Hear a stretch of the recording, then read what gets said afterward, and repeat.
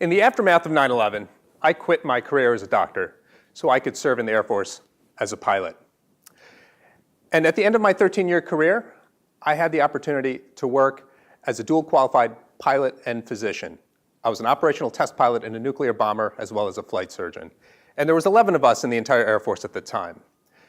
And over my service, I had the privilege and honor to work for so many incredibly inspiring, talented, and motivating leaders. But over that time, I also saw how often our senior leaders fell short of what we needed them to be. And that's why I'm on this stage today. I want to improve Air Force leadership and make it the service that this nation needs it to be, specifically by focusing on how we improve our leaders. To help you understand the leadership gap that I'm talking about, I want to share with you a tale of two leaders. One of my first commanders in one of my earliest squadrons that I joined, 2 months prior to me getting there, he had taken over that squadron after the previous commander had been fired. There was a nuclear missile incident that had reached national attention. And when I joined, this squadron was under intense scrutiny by the entire Air Force and even higher up to make sure that that mistake never happened again. And this meant working through grueling inspections and exercises, basically simulating World War III. And if any of us made a mistake where we decoded a nuclear message incorrectly or had a procedural misstep, entire base fails, careers are ended. And it was during this intense period of scrutiny that my wife and I received some difficult news. We learned that Naomi was going to need a kidney transplant.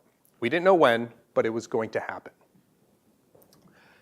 And that's when my commander, whose call sign was Rude, it wasn't rude at all, just his call sign, but I remember he came up to me one day and he said, "Dave, listen, I heard what's going on with your wife. I've talked to my boss, and we think it's best that you just take some time off.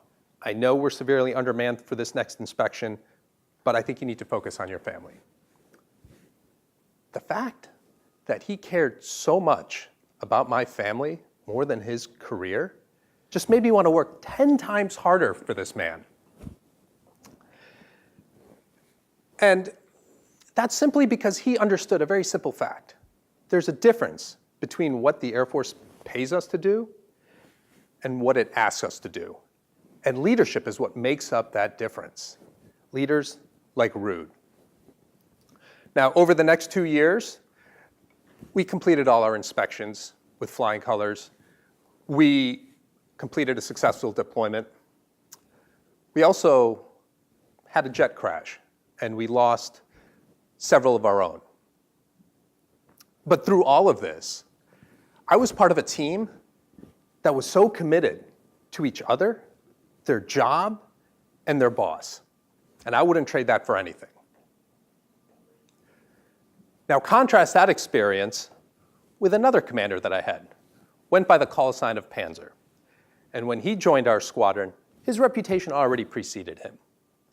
And I remember early on, he walked up to one of the young pilots in our squadron, and he goes, "Hey, Captain, I understand you're going to weapons school right after this 6-month deployment, so you might be away from your family for about an entire year. I was just thinking, what if we just keep you back and you just go to weapons school for 6 months instead of going on this deployment?" Captain looks at him, he goes, "Well, gee, sir, that's not a bad idea at all. I mean, I just spent 6 months deployed last year. My wife just delivered our first child 3 weeks ago. Maybe it wouldn't be such a bad idea if I just focused on preparing for weapons school." Panzer looks at him again. "That's not what I wanted to hear. When I ask you if you want to deploy, the only thing I want to hear from you is, 'Sir, yes, sir, I'll do whatever you want me to do for you, sir!'" 3 days later, this pilot and the rest of us are assembled in our squadron getting ready to deploy. And he gets up in front of the entire squadron. Understand, we've all said goodbye to our families. Children are still crying in the parking lot. But he gets up to address all of us. And he goes, "Today we're going to deploy. We're going to do what we've been trained to do." Now we're all thinking we're going to get one of those rousing patriotic speeches you hear about in the movies.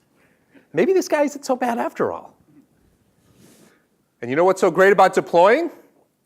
I get to get the hell away from my wife and kids. I don't have to go to any of my daughter's damn baseball games anymore. Look, I mean, we're just as shocked as you are. I mean, this is the guy that's going to lead us into combat? Turns out this incident was really a sign of things to come, because the next 2 years, we dealt with a great deal of his malfeasance, misconduct, and general misbehavior. And no amount of investigations and evidence that piled up against what he had done was going to make a difference. Basically, up the chain, they swept it under the rug and made it go away. Those 2 years, really rather uneventful.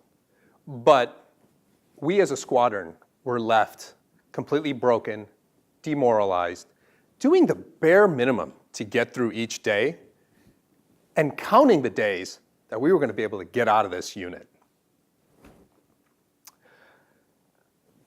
I wish there was a better ending to this story, but the fact of the matter is, Rude, my earlier commander, his career plateaued. He's no longer in the Air Force. Panzer is in line to be a general in the US Air Force today. Why does this matter to anyone here? Well, the US Air Force is in a serious crisis right now that affects our national security. Pilots are getting out of the Air Force as soon as their commitment's up. There are cockpits going unfilled right now, and it poses a serious threat to our security. We're not able to do our mission anymore. Most people aren't aware of this fact, and what I've watched is the Air Force talk about how we need to pay the pilots more, change the deployment schedule, and that's missing the heart of the matter here. Pilots aren't quitting their jobs. They're quitting their bosses. Bosses who don't care about their people as much as they care about their own promotion. Bosses who won't speak truth to power. Bosses like Panzer. I've had the great opportunity to spend the last year at business school at Stanford. And I've looked over how we can fix this problem. I've looked at the private sector, looked at the HR practices and the talent management strategies that I think will make a difference. And 3 of the top things that I think the Air Force can do to really make it into what this nation needs it to be are hiring a professional search firm, 360 evaluations, and neuropsychiatric evaluations. And let me explain what I'm talking about. Hire a professional search firm that can come in and identify exactly what kind of leader you need, what kind of skills, characteristics, and experiences these leaders should have.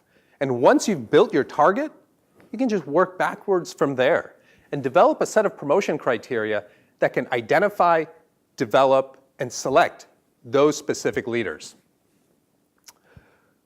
Right now, in my opinion, we have an arbitrary gauntlet of promotion criteria designed to see who wants to be promoted the most, instead of having promotion criteria developed to see what kind of leaders we need the most. Number 2, 360 evaluations. We've all done this in business school, and a lot of companies, this is standard operating procedure. I would argue that the people at the bottom of the chain are often in the best position to identify the best leaders. Look, I think we can all agree, anyone can look good for the priest on Sunday morning. It's how you act on Saturday night that tells me really what kind of person you are.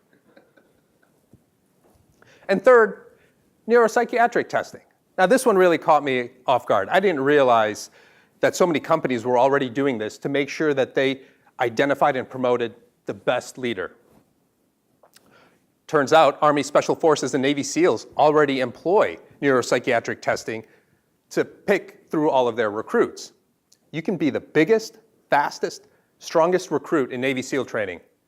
But if your test comes back showing narcissistic or sociopathic tendencies, you're done.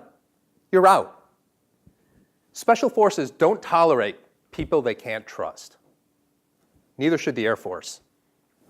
Conveniently, The Air Force has all this data for every one of its pilots. I and everyone else spent 5 hours taking this IQ test and personality test before we could go to pilot training. It's just that they only revisit those results in the event that one of us has a head injury and we need to be cleared before we can fly again. So professional search firms, 360 evaluations, and neuropsychiatric testing. That's what I think would make a real difference. And this is pretty standard in the private sector. So why aren't we moving the needle on this in the military if things are getting so bad?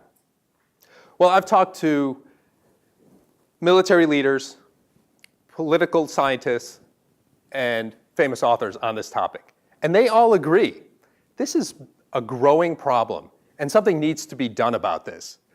But the only thing that's going to fix it is an attack on the scale of Pearl Harbor. What? Why do we need to sacrifice blood and treasure to get an organization to embrace true leadership? I'm not asking for $1 billion. And I'm not asking to send a Tesla Roadster to Mars. It's simple, standard private sector HR practices. But I will admit, it is difficult.